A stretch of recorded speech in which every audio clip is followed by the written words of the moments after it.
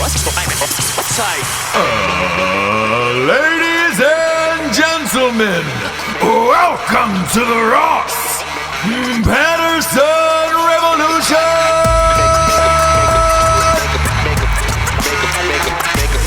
Brought to you by BlackRifleCoffee.com.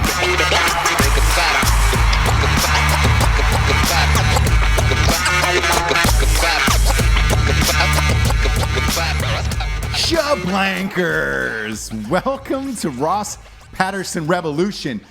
Do we have a hot show today? I don't know, you tell me. The fucking Winter Olympics are starting tonight, so I feel like it's gonna be a little boom, boom, boom, boom, boom, ja bless, ja bless. Wow. What's up, James? You're really pumped for that. Really juiced off about the Olympics. It's like you're competing in some kind of event. Well, I feel like it should be. Right. I feel like it should be. Right. A little dong hill skiing, you know what I'm saying? Mm-hmm. Just a little... Just on the dong, like... Yep. Oh, just, okay. Just donging it all the way down. Okay, you know? Legs straight forward. Dong down. Dong down. Penis just dancing across the top of that snow. I don't want to get into a technique because it's probably very... Well, we could. Usually, a lot of practice. Usually I teach a class at UCLA, but I'm no longer doing that. Right. For sexual reasons. Yeah, they invited you to not come back. They said, please put your dong away. Sure. We're not that type of school. And I said, you're UCLA. Okay, come on. If there's one school that believes in fucking dong technique, it's UCLA. I'm kidding. Everybody thinks UCLA is a party school. Like, oh my God, it's so crazy. You live in Los Angeles. It's not. It's all Asian. It's all Asian. No one knows. It's working a fucking hard. Yeah. boring ass school that is super hard to get into. Yeah. They have the top medical Shitty institution. Football. Yep. In the land, and it's a fucking snooze fest over there. It really is, and Drive through Westwood, like really just drive through the campus because you can just drive through it, and because it's weird. You're like, oh, can I just drive through this campus? And then you realize, well, it is LA. Yeah, I can totally just drive through it. It is 100% Asian. You'll see like one white guy, and he's probably, getting a fake ID or something for his community college. He's definitely not going to UCLA because it's hard to get into. Sure. The only whites and or blacks that go to school there are on their athletic teams, football and basketball. Mm-hmm. So the rest of it, it's an Asian school, which, hey, good for you. Good for you. You know what I'm saying? Sure. It's America. Sure. It's what America's all about. Yeah. And they're for real. Their medical field there is top notch. Mm-hmm. Top notch shit. Mm-hmm. Ohio State's is too, actually. But Ohio State's hard to get into as well. So I'm not going to shit on that either. But they're not allowing me to teach my dong technique anymore. My D to B's, my D to B ski is what I like to call it. My little dong hill skiing technique class has been canceled for the remainder of the semester. Their football team will come back though. They got Chip Kelly as their new coach, so I would say give them 2 years. They could be a powerhouse. Okay. Which is interesting. Because, look, it is L.A., so the allure of going to school there is amazing. And why am I bringing this up? Because it was National Recruitment Day yesterday, National Signing Day for all the recruits for college football. I love it. You're not a fan so much. No, it's not that I'm not a fan. It's just like, is it ever going to end? It is. That's it. That's the end of it. It just seemed like it was over, and then there's like always something to keep your guys' whistle wet. Yeah, you have that. You know what I mean? You have that, and that's over for college. Like you have a spring game. Are we watching Pop Warner after this? Or? You have a spring game, and that's about it. But there's always, now that ESPN televises these high school kids signing their shit, there's always one or two kids that are like, whoa, what the fuck is this? Like, what are you doing? And what happened? There's always like a what the fuck moment. So I will say that. Okay. Last year, it was Snoop Dogg's kid. Going to, where did he go? I think he went to UCLA. And then he turned out like he got to UCLA and realized how hard it was to practice and was like, oh, this is not fun. He dropped out before the fall semester even started. So he was out of there. And then I believe Puff Daddy's kid as well was at UCLA. I think he stayed. I think Puff Daddy's kid stayed. So Snoop's kid just quit football, quit college, quit everything? Yep. Quits altogether and was out of there in like... What's he doing now? Fucking 30 days. Who knows? I heard he wanted to be an actor. So he's gone. We'll get into the Snoop Dogg thing I later. would love to. Oh, yeah. I would love to. Big story out of there. Not really. But yesterday... to me, it is. Because we watched that Snoop Dogg documentary last night. Who can I write a letter to? Crazy. Crazy, isn't it? Who can I write a strongly worded letter to about this? So we watched the new documentary on Netflix, Coach Snoop. We're going to get into that.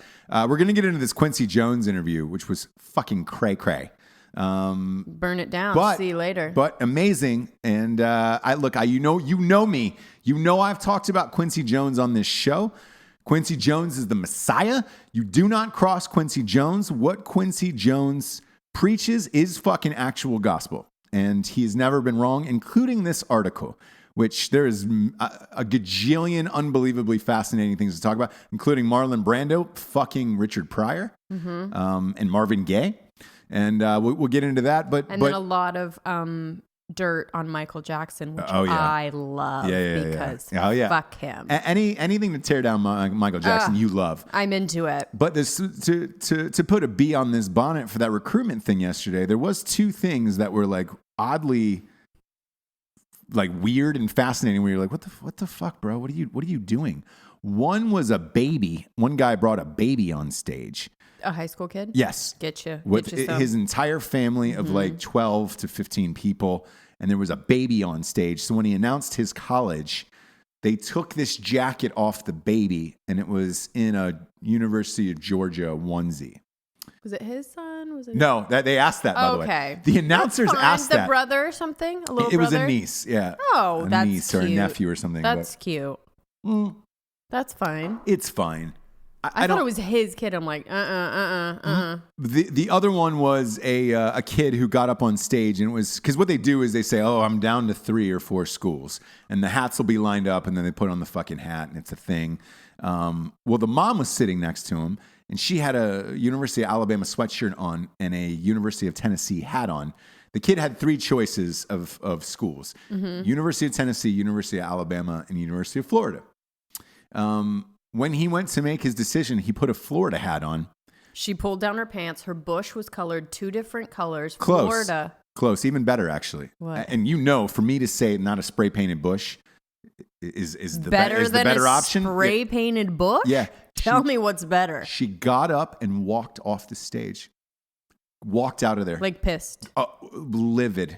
And was just like, didn't come back for maybe 10, 15 minutes later, finally hugged her son. But like a weird hug. She was visibly pissed. This kid, and his name is, I know his last name just because he was trending all day yesterday. This Nick Copeland kid, it was trending all day. Now everybody knows his fucking kid's name because his mom walked off the stage, and you're like, oh boy, Weird choice. The fact that the mom just walked off, I was just like, oh, Have boy. they always done that with the high school? This is started in the LeBron James, Kobe Bryant era. Are they going to go back even further now? I would say Kobe. In my guesstimate, I would say Kobe Bryant was the one who kind of started this. But here's the difference: is Kobe was in high school announcing that he was going pro. LeBron James did it and announced that he was going pro. These kids are announcing what college you're going to, and that's what I have the problem with. Because when you're picking a fucking college, you're not getting paid. And if you suck in college, which, let's face it, a lot of these kids do, and they don't make the NFL, to put them in a national spotlight on TV and their families and all of this shit, to me, is just inviting trouble where it's like, hey, man, you should probably be pretty focused on going to school and being good in college, and then you make your announcement if you're good enough on national television at the fucking NFL draft. That's what I think. In high school. Like, what are you celebrating? The fact that you got a scholarship? Congratulations. 1 million other kids got a fucking scholarship. You might be one of the top 300 And it's like, do you guys follow these kids? So No. like, do you even have any idea who they are? Nope. No, But you'll be like, oh, I knew it. I have no idea who they are until they get to college and if they're good in college. Right. If they're not good in college, even including my own team, I have no fucking idea who they are. Right. No goddamn clue who these kids are. Therefore, I don't give a shit like who you're picking and or why. Right. I almost watch it now just because they put up a ranking of like, hey, who's going to have the best class. And that's it, to see where my school finished, and that's about it. And then I move on with my life. I don't know any of these high school kids or what the fuck they're doing. Right. Nor is it my fucking business either. Sure. So I don't give a shit. But, it is what it is. And that was the dais yesterday. Right. The dais. I'm going to start using that term a lot more, I think. You think? Yeah, I think so. A couple of people have used it, and I'm gonna use the dais now from now on. What does it mean? I don't know. Of the day, I think. That was like the thing of the day? I think. I doubt it. I don't know. I'm no mathematician. Why don't you look up dais while we're doing sponsorships? We got some sponsors who pay for this whole fucking shit to be on the motherfucking air. First and foremost, talking about BlackRifleCoffee.com. Ooh, Lordy, trouble so high. Ooh, Lord. I love BlackRifleCoffee.com. Drink them every morn, sometimes in the eve if I'm up late writing. BlackRifleCoffee.com is a premium roast-to-order coffee. It means they make it in-house, and then they bag that shit and ship it out to you like 2 or 3 days later. I mean, it's amazing. It's as fresh as you could possibly get. They got amazing flavors. They got... This is just black, which is what Jessie drinks. I drink caffeinated as fuck. And they got a bunch of other delicious blends. I call them flavors. In the pro world, they call them blends. You be yourself and fucking make up your own name. Go to blackriflecoffee.com. Also, their apparel is dope as shit. I always wear it all the time. I got their t-shirts, their sweatshirts. And they got these new coffee hats that are fucking sick. Go to blackriflecoffee.com, type in the promo code REVOLUTION for 20% off. Next up, we got straightrazors.com. These straight razors are the biz. Use them every day. I love them. Actually, every other day. I'm one of those people, I'm blessed, hashtag blessed. I'm way up, I feel blessed. I don't have to use razors. I don't have to shave like once every 2 days probably. Which is nice. And if I have a mustache, which I wax down from straightrazors.com, then I only shave maybe every 3 or 4 days. Why? Because the razor is so good that it really gets down close to the skin. Once you get used to it, you don't have to go back to other razors. It takes about a day and a half off your shaving, which is nice. But they also got products for dudes, shampoos, conditioners, beard oils, you name it. Big fan of straightrazors.com. Get yourself a shaving kit. Support the show. Go to straightrazors.com. Use the promo code REVOLUTION for 20% off.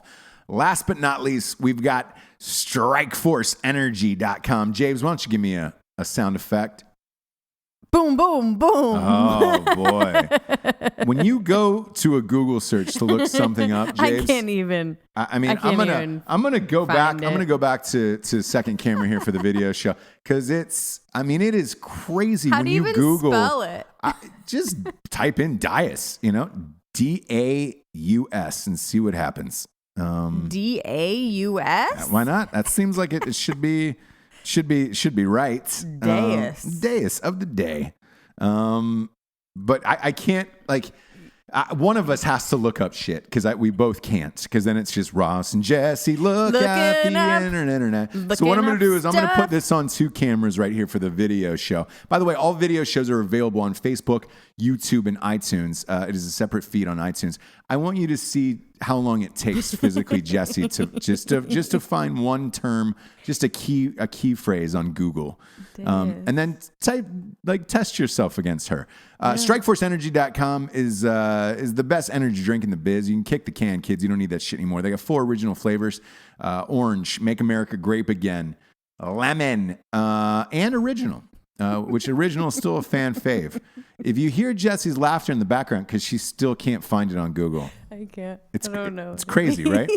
It's crazy. You're the everyone using the word. Go to strikeforceenergy.com, type in the promo code REVOLUTION for 20% off. They've got a subscription to the month club. So does Black Rifle Coffee. I highly recommend it. The shit comes to your house in the exact day every single month, and it's the jam. Strikeforceenergy.com, promo code REVOLUTION for 20% off. When I was out at Black Rifle Coffee doing the Drinkin' Bros show, our sister show, Drinkin' Bros podcast, they had a male producer in there who looked up. He was all his job, like he just looked up stuff while we talked, or if we asked him a question and he had a computer, much the same as yours. A lot of people have that, but they don't have to. He didn't have to continue a conversation. No, he does. So we. No, he doesn't. You don't talk to him. We do. He looks it up. It's just like Jamie and Joe Rogan. It's just we talk to him. Yeah, and it's Brendan like, hey. and Brian. It's just like they look it up. They're off camera.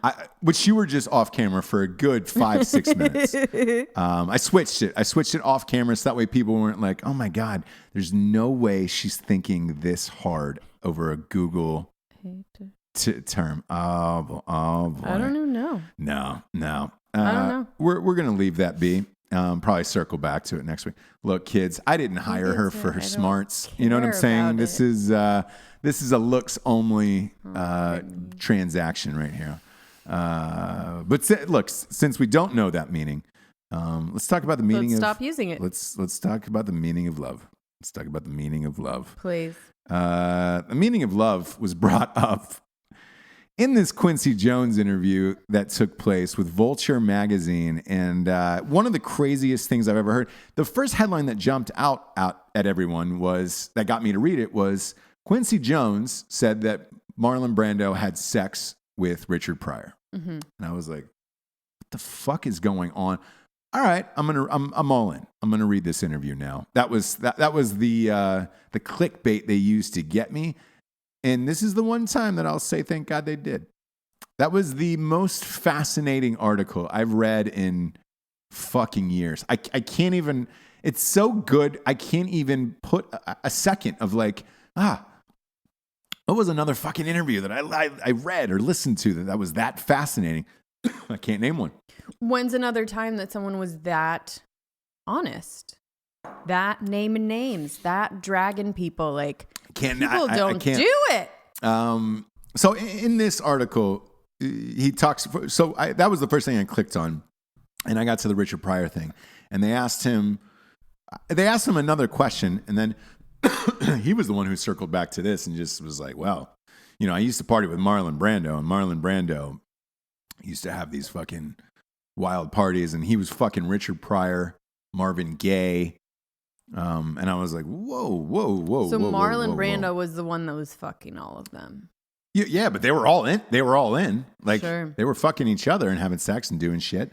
And I was like, this, and everybody was like, this cannot be true. Right. Including myself. I was like, there is no fucking way. No way. Richard Pryor's ex-wife last night got on Twitter and was just like, nope, it's true. It was the 70s when drugs were real drugs. If you had good Quaaludes, good Coke, like the Coke wasn't stepped on, it was pure. She was like, back then you were fucking a radiator afterwards if you could. Like, that's the way it was. That's how good the drugs were back then. So she confirmed it. And you were like, what? I can't. Why confirm it though? Why not? Why not? Like, Richard Pryor. So I thought about this. Richard Pryor was fucking insane. I mean, absolutely insane. He grew up in a whorehouse in Peoria, Illinois. Right. His whole life was crazy. This only adds to the allure and the craziness of it, where you're like, yeah, fuck. I mean, he burned himself alive with a crack pipe. Like, his entire life was crazy. We aren't like bringing down a pure. No, you're throwing another log on that legend of the fire of Richard fucking Pryor, which was amazing. And I was like, shit. Then after that, I was like, maybe the rest of the article's true. So I went back and reread it, which a lot of people have. This started trending on Twitter, Quincy Jones. People have reread this article. It's in Vulture 5-10 times. Yeah. Now going back through it, going, holy shit. All right. If this is true, then maybe everything else he said in this article was true.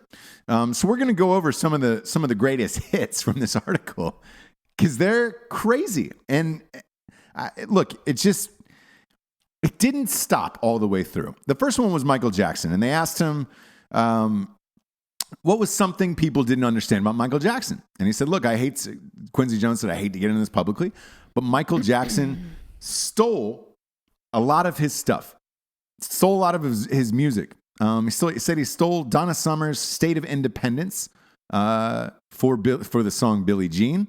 And he goes, the notes don't lie, man. He was as Machiavellian as they come, meaning he was a fucking cutthroat gangster. Right. Greedy. So he goes on and says, how so? He was fucking greedy. He said, don't stop till you get enough. That song was Greg Phalanges. He said he wrote the entire C section, this guy named Greg. And he said Michael should have given him a percentage of the song, but wouldn't do it.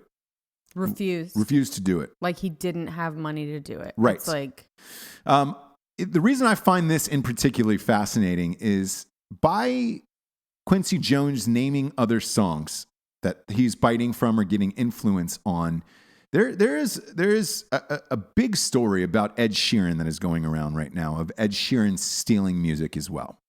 Okay. And what I didn't know anything about this. I had briefly kind of passed over this article and I was like, that's interesting. What they were claiming was Ed Sheeran was listening to other artists' music. One in particular was Tom Petty, that he was writing an album and he was listening to Tom Petty as inspiration.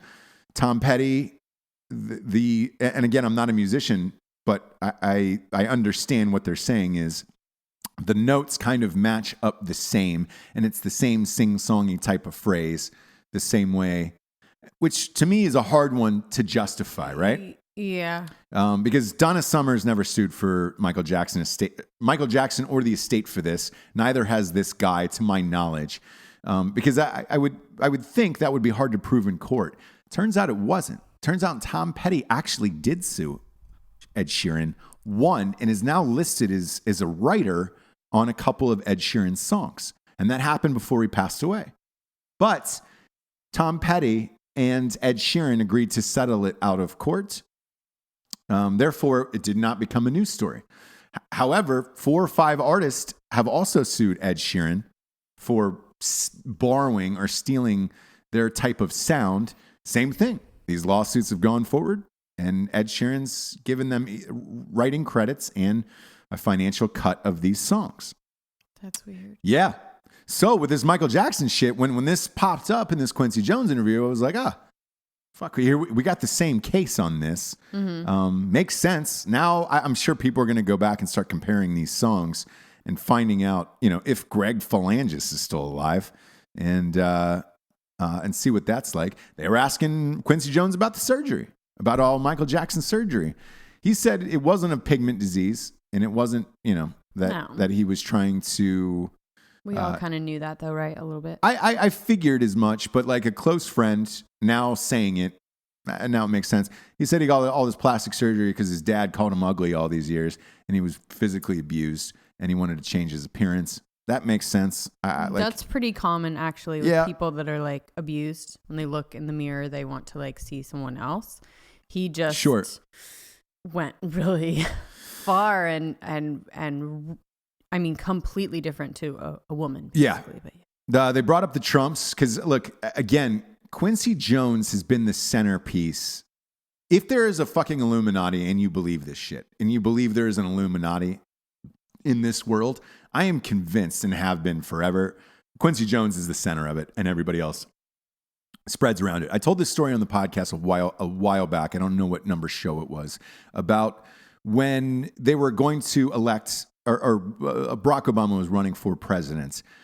Before he decided to announce that he was running for president, they had a huge dinner at Quincy Jones's house. Quincy Jones had called together Oprah and the most powerful black people in the community and said, how do we get this guy elected president? And it all started at Quincy Jones's house, including Obama. And then they fanned out from there and he went on to make this historic achievement happen. But it all started with Quincy Jones. You go back and watch Ray Charles, the Ray Charles movie and all that shit. He was playing with Quincy Jones. Like he was the guy who was leading Ray around at the beginning of the movie, at 15, 16 years old.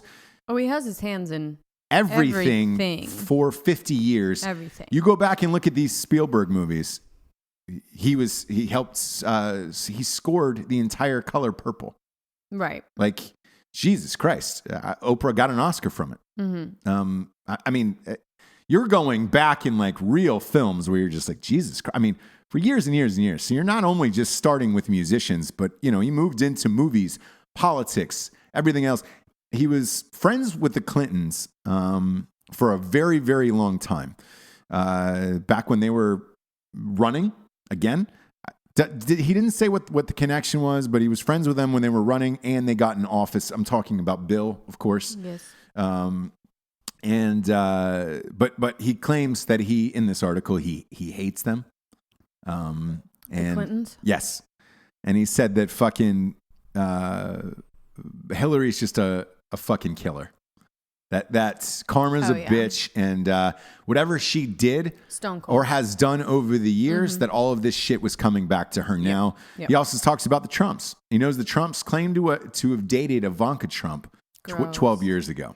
That's gross. So I looked up his age. He's 84 years old. This would have had to have taken place at 72 years old. I find that one a little hard to believe. Mm-hmm. That one was the only one that didn't turn up, but it didn't turn up completely false either.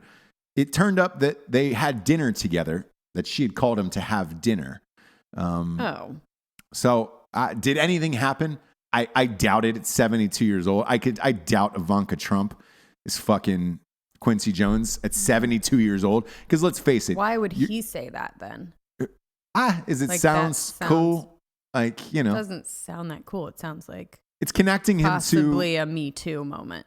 No, he just said, look, she was beautiful. And he, I don't know. His version of dated or gone out on a date might be old school. Yeah. So maybe in his mind, they went out on a date. I find it hard to believe on this one for Ivanka's part where she's already rich.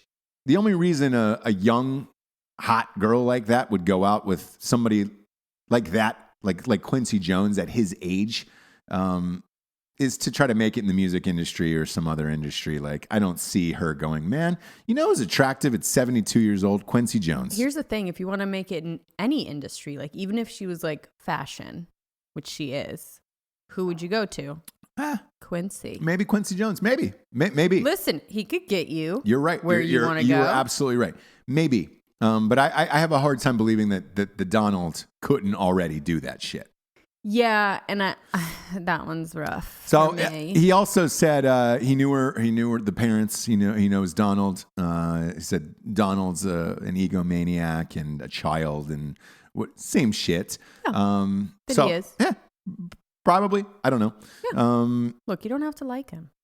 Yeah, as a person. Exactly. It's just what it is. Yeah. Then he goes on to talk about Kennedy. And they said, what the interviewer said, what is something you wish you didn't know? And he goes, wish I didn't know who killed Kennedy. Just sort of. But listen, like, what if you were in the interview? Like, is there part of it that would kind of sound like the delusions of like a guy that like too much power has like gotten to your one would think brain, but he is again that you think you know everything. He's the one person though that I believe truly does know everything. Like, for real. Okay. I'm just saying, like, this guy followed up and he said, who did it? And he said, this Sam Giancana, which this rumor has been floated for years.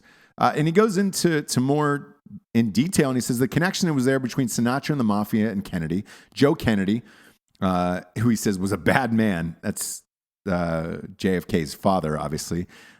He came to Frank Sinatra, and had him talk to Giancana about getting votes, because at the time he needed the state of Illinois. Everything ran through the mob back then. JFK ended up winning the state of Illinois and ended up taking the presidency. I don't find that one hard to believe, to be honest, because that story's been floated for years. And if somebody is this tapped in politically for this amount of years, like, because he helped produce Sinatra's album, so he's clearly friends with Sinatra. Okay. But no, do you not think this? No, I do. I guess it just sounds so, I guess, any person that has a Kennedy theory that is like so staunch about it, it sounds crazy a little bit, right? With him, it's like, okay, you are actually the only person that I would say maybe knows out of all these people that have these crackpot theories, right? I would say this. If this theory, if he would have came back and said there was somebody on the grassy knoll, or it was... You're like, okay. Or Russia or something else, like, yeah, exactly. Jessie, get it together today. You cannot get it together today. It is chaos. For those of you who can't see her on the audio show. Why are you so mean to me right now? I'm not, Jessie. Yeah, you're coming for me. You were fumbling around today. Sometimes you eat the bar, and sometimes the bar eats you. Yeah, you know what I mean. You can't see it if you're listening. If you want to see it, go look. Yeah, that's the thing. Go Just look go in the video. Go to the video. We're not going to explain what's happening. She just about knocked the microphone off the table. Shut up. With this, Japes, just get it together. Just fucking Google search, man. Stop. With this Kennedy thing, though, like, if you would have said there was somebody in the grassy knoll, or said some weird, outlandish theory, then I would have been like, come on, bro. That's an old man speak. But I've heard this fucking Chicago mobster story before. Okay. This has been popping up over the years. And I probably, I'll side with Quincy Jones on this one. Okay. When he was talking about the Beatles in this article, he said, what are your first impressions of the Beatles? And he said they were the fucking worst musicians in the world. This also makes you happy. Yeah, because like you hate the Beatles. No, I don't hate the Beatles. I don't. I just like, they aren't amazing to me. Sure. There are a couple songs that I love. Right?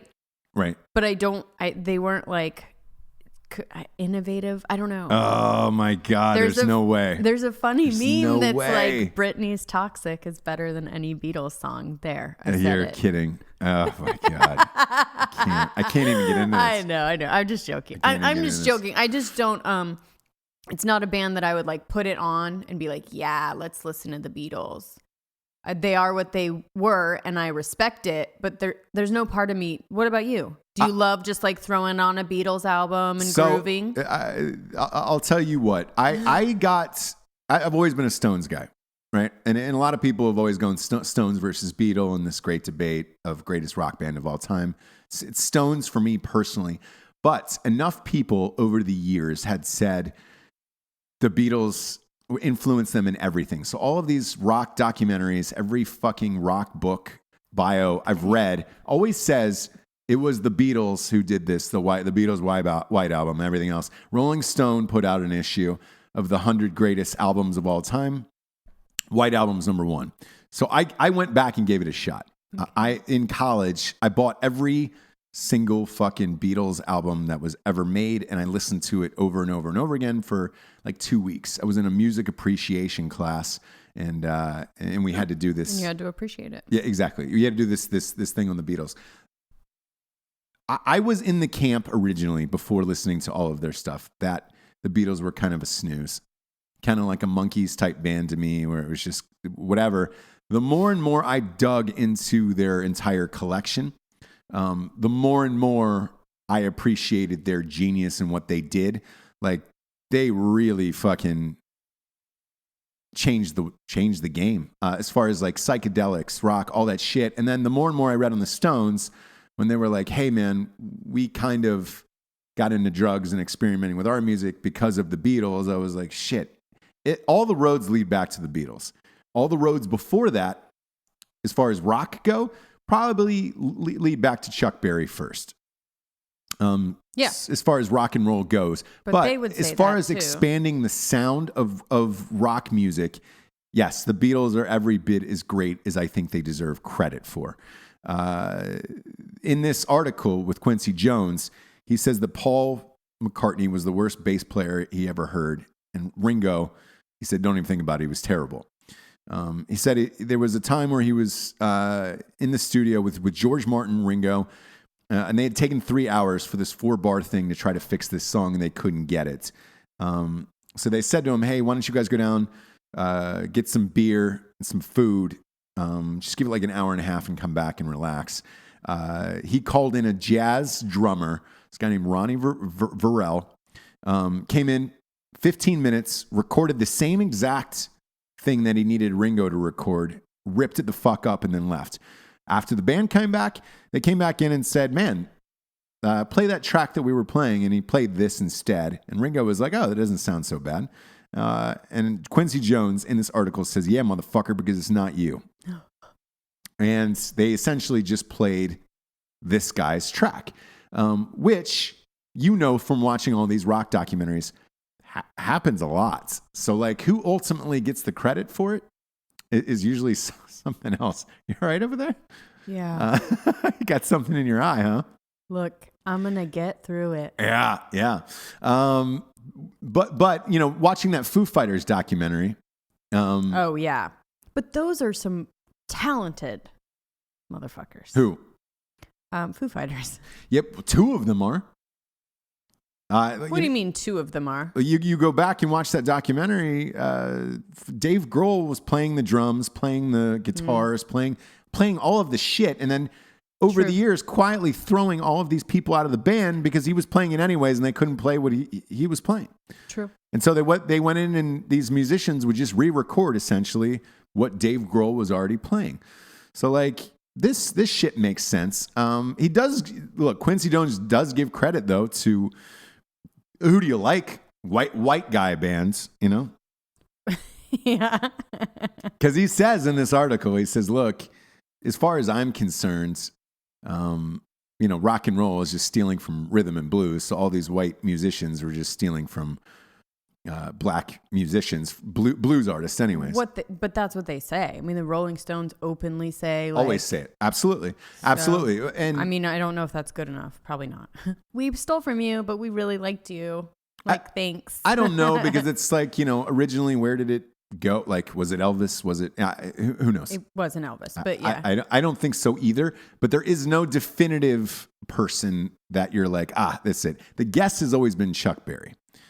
But truthfully, that started like that kind of sound, blues, rock music, and you know, there's some other guys too that came after him. But he said that he liked Clapton's band, and he liked Cream, and he goes, those guys were talented as shit. Hell yeah. He claims Jimi Hendrix is not as talented as everybody says. He says that there were others better than Hendrix, and he said that most of the guys that he used to play with in his band. Because they used to back up a lot of other people and play on other people's shit. And he goes, look, man, we asked Hendrix to play 1,000,000 times and he wouldn't play because he was afraid of getting housed by these other musicians. And it could be the case. But that's true with anything, don't you think? Like, I think so. There's people that are the best, but they don't tick all the boxes or do all the right things to get to certain places. Right. Like a good example of that is Tanya Harding, which is like back in the whole news again, where she was like the best, better than anyone else on that ice at that time, but didn't quite fit all the criteria to get to the top. So there's all those, even Olympic athletes, it's like they're not the best. They're the ones that had the means, had the like money to get to where they are, had the like upbringing, were in the right place at the right time. So, and I might have told this story that I had dinner with Katy Perry's writer years ago for all of her big songs, and I asked her, I was like, why aren't you doing this? And she was like, well, I'm trying, but I don't fit the boxes like Katy Perry does. Right. Katy Perry's hot, huge tits. I'm a fucking baby, even though I'm 32 years old. Right, but it's also willing to do all the things that like some like true artist or true whatever like won't do. There's a lot of artists out there that will though. They're willing to do it, but they just don't get that shot. Yes. Yeah. Or they're not great at it, or they're not, this right kind of personable, or there's right kind of like, I'm going to network every day, everything. You know what I mean? Like, sure. That part is a whole nother part to an artist or an athlete or whatever. You don't realize that there's also like a business side to everything. Yeah, absolutely. And there's some people that can do this thing really great, right? Right. The artist part, the whatever, musician, athlete. But in order to do both, if you can do both, is when you get to the top of the podium, right? Of anything. And it's, that you have a side of it that's sticking to your guns. Like, Sylvester Stallone with Rocky. I'm not going to make this movie unless I star in it, kind of like the Good Will Hunting thing as well. There's an element of that, like, too, where it's like, when do you give up? Do you give this to somebody else? Do you let somebody else use your song? Do you, in any field that you're into? And, the biggest case of that is when I announced the sequel for us, and by the way, not in the world, but for us, when I announced the sequel to A Night She Cries While He Rides His Steed, all the comments were like, I don't understand why this isn't a movie. Why don't you make this into a movie?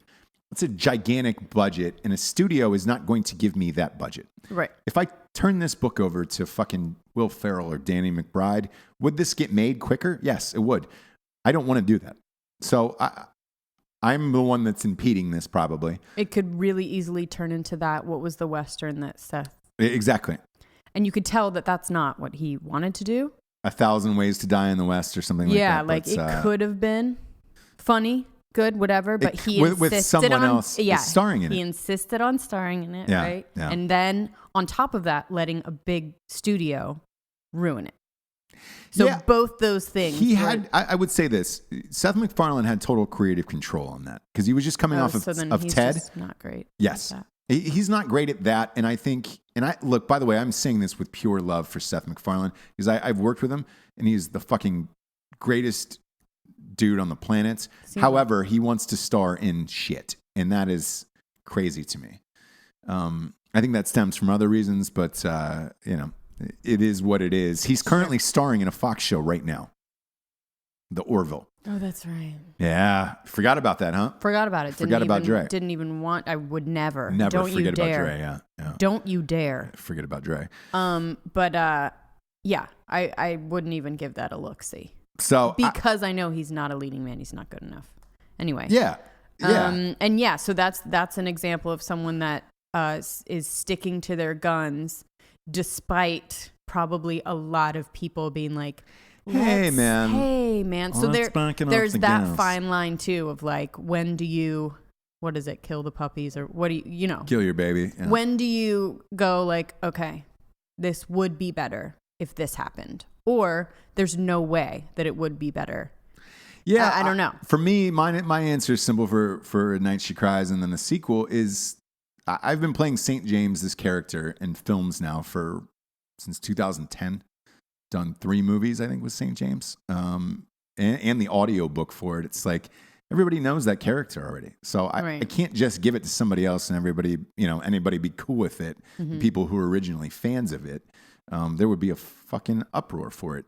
And you're so conditioned to that voice on the audible and in the movies that it's like it's so specific. I don't know how you would duplicate it.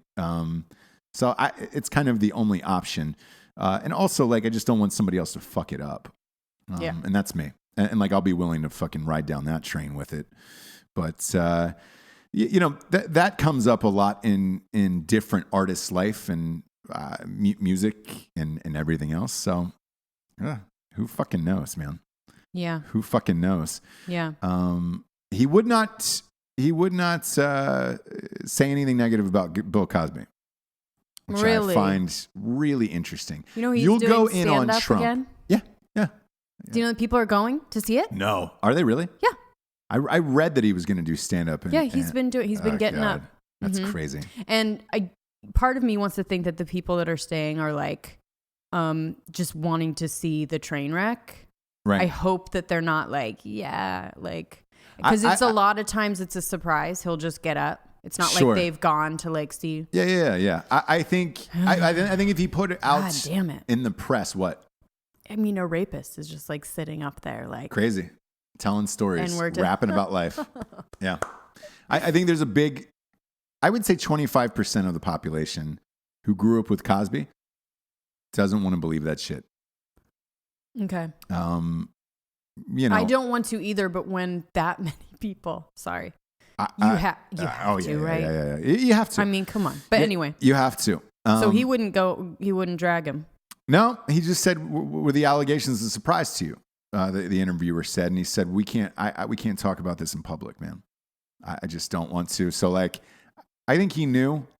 Doesn't want to talk about it, but you'll talk about everything else. That's you'll the problem. You'll talk about who shot JFK. Exactly. But you won't talk about Cosby being a rapist. That's the problem. So how much is that perpetuating the problem? It is 100%. Do you know what I mean? 100%. Like, no, let's just brush that aside. But let me name names on the Kennedy assassination. Anyway. Yeah. Okay, I can't get into that. Yeah. They asked if Oprah would be a good president. He said no. I don't think she should run.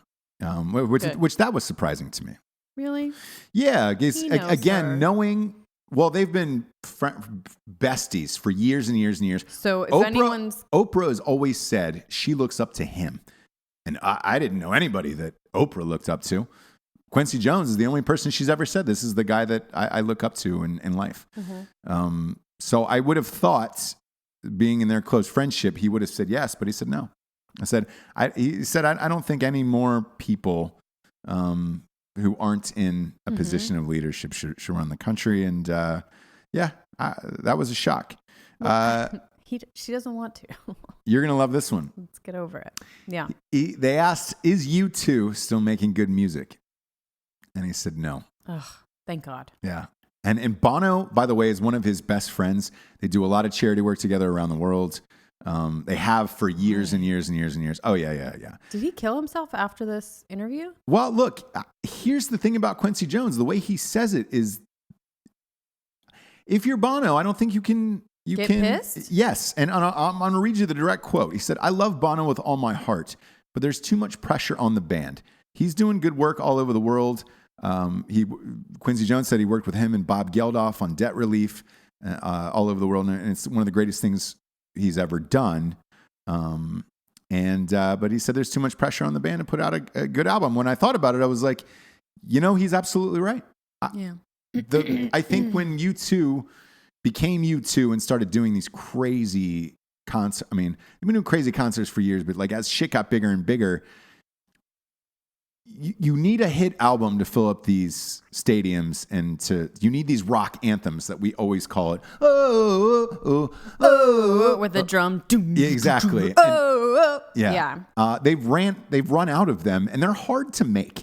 As much fun as we make of these anthems, these rock anthems, if you have a band that can consistently pump out rock anthems, you're going to be a massive band around the world. Yeah. But they're hard to make. Making a hit song is fucking hard. And I think he's right. There is too much pressure with everything that's going on, especially with who he is as a political figure around the world and all of this shit, to then go and sit in a studio, especially after making all of that money. Yeah. After making all of that money, how do you find the motivation to get back to your roots and also making all that money off the charities and stuff too? Yeah, exactly. How do you get enough sleep at night? Yeah. To also get into the studio. How do you juggle that? And, I found it interesting when we watched that Foo Fighters documentary of how Dave Grohl is always trying to switch it up, of playing in cities, like recording in small spaces in his house, in his favorite studios around the country, something to make it different. Jack White does the same thing where he gives himself time limits on albums where it's like, great, I have 27 days to make an album. Let's fucking do it. And he won't go past that. Like, I think when you get to a certain level of success, you need that. You need some type of boundary or limit to put on yourself, when in real life, you have no limits. With that much money, you have no limits in this life. You just don't. The only thing you can't control when you get that rich is what your children are going to become. Because you can't. Mm-hmm. Celebrities' kids always end up just kind of being there, they really don't do too much, like a hell of a lot. Everything's just set. Yeah, everything's set. No struggle. And how do you find the motivation to create great art, whether it be in music or business or life or whatever it is? There's also a flip side to that, putting time limit and like just going into a studio and just being like, we're doing it. I have friends that make movies and they're super like creative and they do it all themselves, so they don't have like a deadline, right? Something, and it ends up taking forever. Years, because it's never, there's no one being like, all right, this cut, it's got to be due. So you look at it and you could go that place too when you're writing where it's like, it's not 100%. Quite perfect. Yeah. Let's do another draft. Your life changes, your perspective changes. You do another edit. It's like you have to find an end point. And I just went through this when I was out in Salt Lake City working with Matt on his sketches. Like he has a different, he will agonize over sketches and just, I mean, watch it 1,000 times over and over and over again. That's how a lot of like artists are. Some are. I am not. And the reason being is I think whatever you created in that moment, I give myself time. I'm one of those people like a Jack White or whatever who I give myself a time period of like, all right, great. I'm going to work on this for X amount of days or months or whatever it is. And then it's done. Because in my life itself, things happen just exactly like you said. There's things that happen, and to me personally, if you sit on things, not only are you going to find flaws that didn't exist or don't exist, but things in your life are going to change throughout the day. And it's going to affect your mood. It could affect a cut of something, of an edit or something like that. And the world changes, trends change, yes. Things like, you don't realize how much your whole perspective or what you think about things changes week to week, month to month. Yep. Unless hour to hour, even applying it before we got on the show today, I was in a fucking conference call that I was not happy about, and I was pissed off about it. It took everything in me to be like, all right, great. I'm gonna sit down. We're gonna do a podcast, and it's gonna fucking rock. But it took a minute. And it's really rocking. Yeah. I mean, really rocking. You guys. But things happen throughout your day and throughout your life that if you don't put time limits on things, and get them out. The other part of it is I also realize that I put out a lot of content, and by content, I mean books, movies, sketches, shit that it's like, I don't need time. I don't need a lot of time to waste on one project because there's a million other projects I want to do. Sure. So I think that is also a factor in it. Like some of the people you've worked with in the past who spend years on movies, they don't have a lot of movies. And I will say, like, they're brilliant. Like, their shit is amazing. But it's just you have to cut it off and hand it over, or else you will be in the loop of trying to make it more amazing or more. It's like right. But again, like amazing stuff. But they're so crazy like that, creative, without the business side of it. Like I was saying before, without that, like, sure, let's do this. Let's turn it in here. Let's try and get into this. Like, so yeah, that's where a lot of people get stuck in the artist loop of like, it's not quite right. Yeah. Neither is incorrect, by the way. And I want to point that out. No, but you have to meld the two. So you have to have someone there, like right. how who's going to rein you in. Yeah. Rein you in or be the business side. So if you have a bunch of these like creative types together, I promise you absolutely nothing is going to get done. And then if you just have suits in the room, nothing creative is going to get done. Sure. So it's like you have to meld the two, and they don't usually get along that great, but no. It has to happen. No. With every creative endeavor, I believe. Yeah. Besides like painting, but it's like, what are you going to do with that? Good luck. But even painting, you could spend years on the same painting over and over and over again if you wanted to.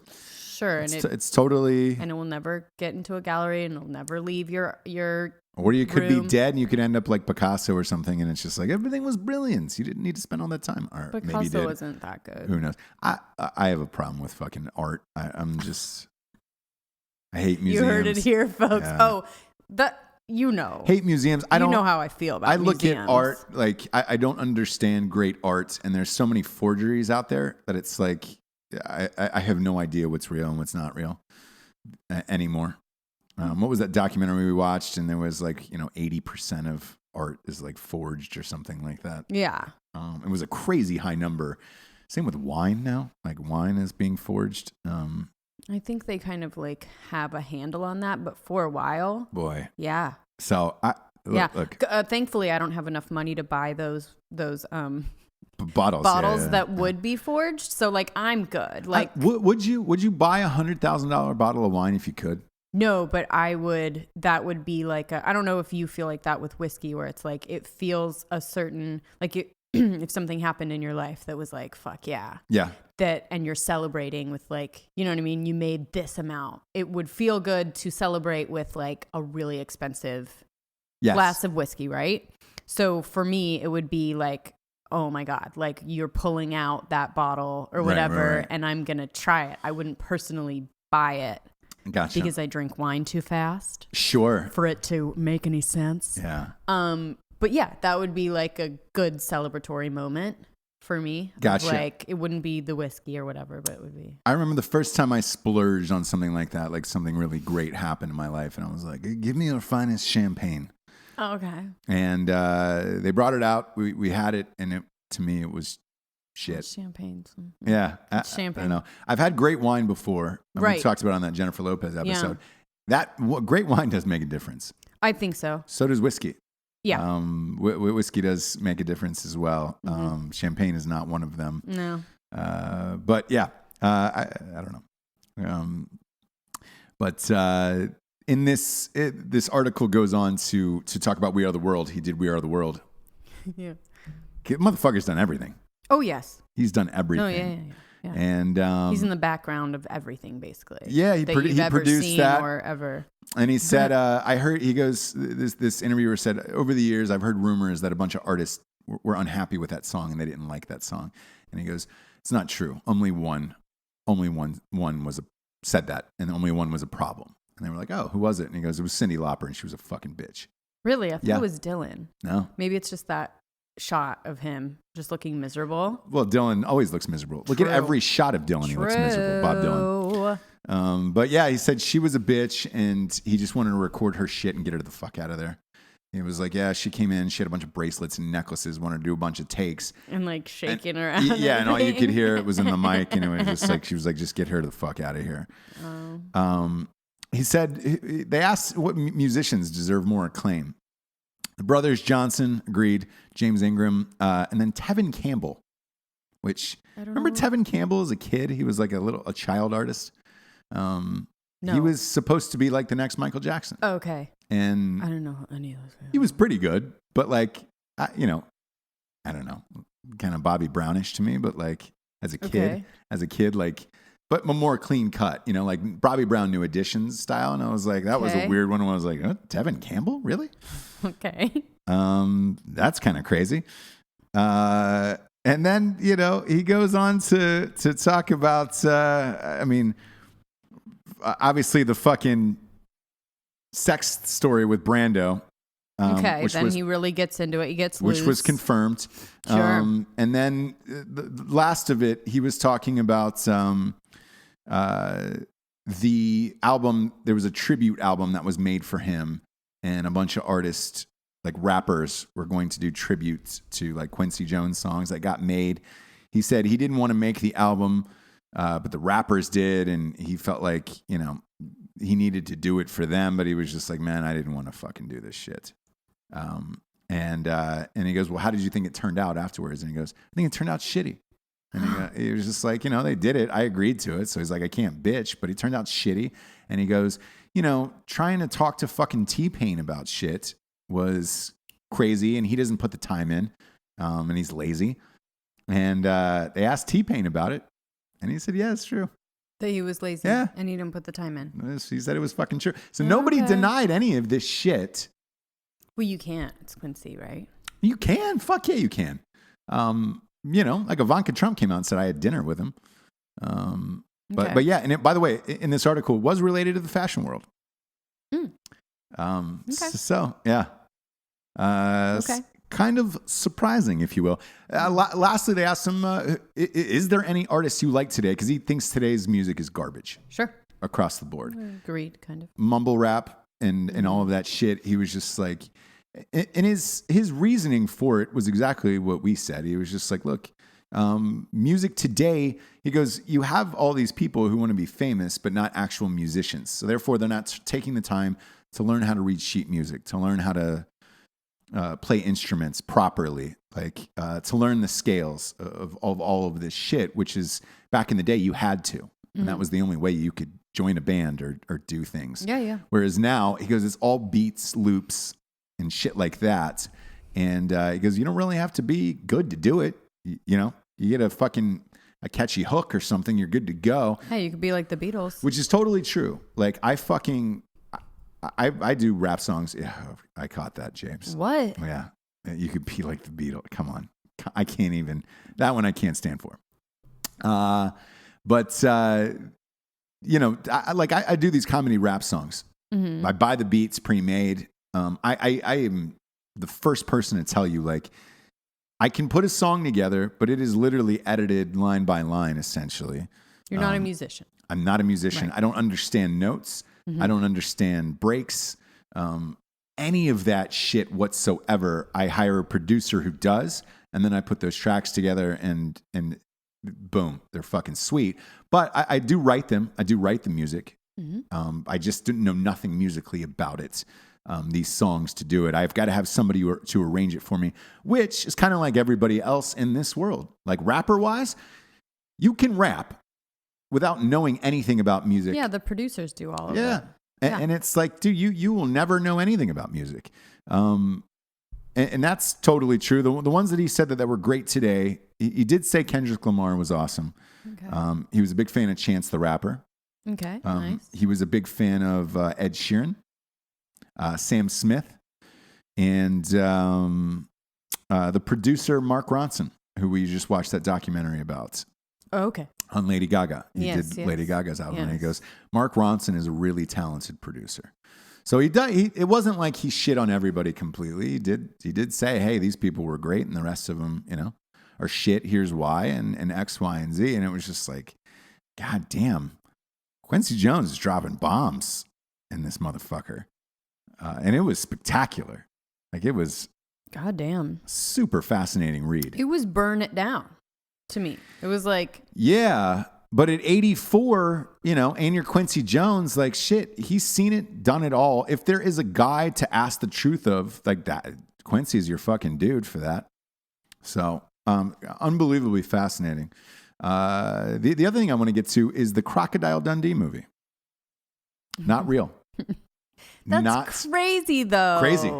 Is it really not real? It's not. No, it's for... not that I ever wanted to see it, but it just looked so... So it was a hoax and it was it was shot for Australian tourism, to get people more interested in Australian tourism. There is people out there that say they want to see this movie now. I don't know who the fuck they are, but that made me happy. There's a bunch of listeners wrote in. They were like, hey, man, this is fake. And I had read the article after that, and I was like, okay. And because they announced that it was a hoax and it was fake, and I was like, I read the article after that, and I was like, oh shit, thank God, because if you're starting to remake Crocodile Dundee, like, fucking hell, dude, that's Paul Hogan is sacred. No, not that he's sacred, but yes, he can get right back in there and play it. He looks great. It does look great. But you know, fuck, man, I did not want to see that. No. I think they learned with Baywatch and shit like that. Hopefully they learned with Baywatch and shit like that. But thankfully that is not real. It's a really elaborate hoax. Like, they had like action sequence and like, I mean, it was a full on trailer. Oh yeah. I mean, they spent a fuck ton of money on that thing. So, I mean, I would want to go to Australia anyways, so I don't know why they needed such a boost. Well, every state and country makes tourism videos. Yeah. And there is an allotted budget in the for every state and country to make, you know, advertising videos for that thing. My partner in Street Justice Films did the videos for the state of California. Oh, he did that? 1 year, yeah. So it was like, come to California, and then, you know, you shot all over and did helicopters and all this shit to get to one of those tourism videos. And it was expensive. Like, it was a costly shoot for that. Well, it's for a whole state. It is, but like helicopters and everything else. They got celebrities and come to LA, come to, you know, you get it. The whole fucking... I do. It makes me want to go, for sure. Kit and caboodle. Last thing I want to talk about is what we're watching. And Comedians in Cars, we finished up. The best. Love it. Super Dave Osborne. I hope they bring that. I hope Netflix ends up bringing that show back. That would be awesome. And that he is willing to do it. He'd be willing to do it for You sure. think? Yeah. I do. I think, though, the only thing that I thought of when we were watching is like, fuck, you might have run out of comedians at this point. No. And he kind of branches out. It's not only comedians. But really? Oh my God, there's so many. Not that are super famous, like making movies. Like there's a bunch of comedic actors on television, but not in films. Yeah. I mean, I guess you could get Melissa McCarthy, and yes, there is some, but like, shit. But also that you could tell that everyone in that is people that he liked and that he wanted to talk to. I don't know, because it's Aziz Ansari. Yeah, he didn't really love that. That seemed weird. And, you had to meet him on a bus, and then he ended up driving the bus just to do it. And I don't know. And then Aziz left early. Like, I got to go. Yeah. Jerry Seinfeld. Exactly. I got to go. Exactly. So like there was a couple in there that I was just like, eh. But I would like to see that show come back for sure. It was great. Sure. We switched over. We watched one episode. And we will not be watching anymore of Coach Snoop. Coach Snoop. Last night. And the reason why I want to talk about this is Snoop Dogg has gotten a lot of press over the years for creating this Snoop Dogg Youth Football League. Snoopy League. Yeah. Getting kids, off the streets, giving them a place to go. Which is great. It is great.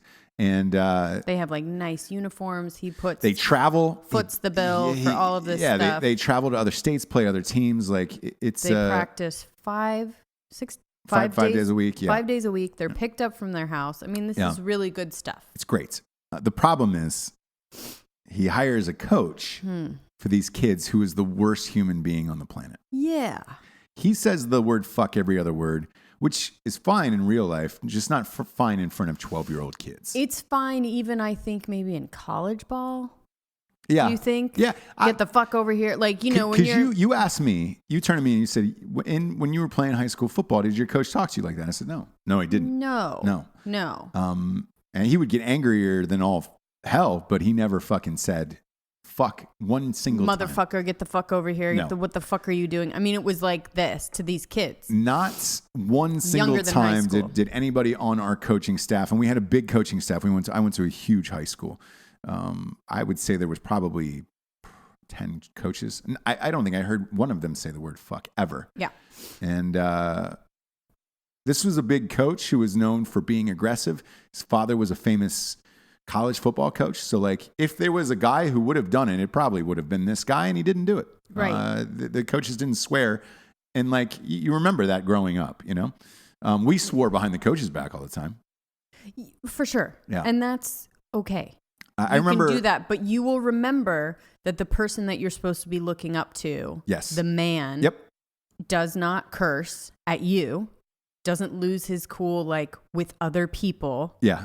Maybe on the field he gets super passionate, but like in real life he conducts himself in a and a role model worthy way. The other flip to this that I was thinking about today was I got a bunch of scholarship offers out of high school. You get visits by the NCAA, 3 official visits, and you get to go and take those visits. I had known scholarship offers started coming in, but I was also going to football camp. In particular, University of Alabama. I used to go to camp too in the summers before I would start my season. And I remember I got caught because they were all college coaches. It was all University of Alabama's coaches. I had made a bad play and I had said, fuck this, fuck me. I can't believe I fucking did this. Like something to that effect. And I was angry at myself, but it was overheard by the coaching staff. Right. And I got fucking thrown underneath the bus for it of like, hey, watch your fucking language. Well, I mean, I didn't say fuck, but they said watch. They go watch your fucking language. No, but they said watch your language.